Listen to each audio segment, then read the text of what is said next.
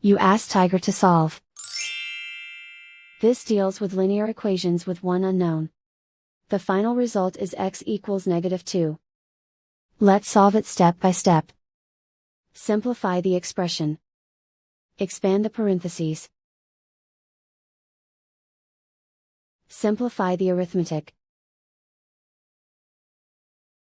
Group like terms.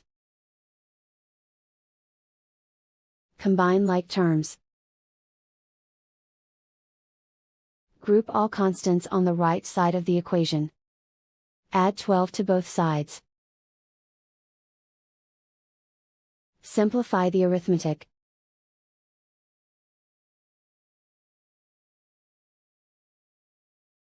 Isolate the x. Divide both sides by -9. Cancel out the negatives. Simplify the fraction. Move the negative sign from the denominator to the numerator. Find the greatest common factor of the numerator and denominator. Factor out and cancel the greatest common factor. And so the final result is x equals -2.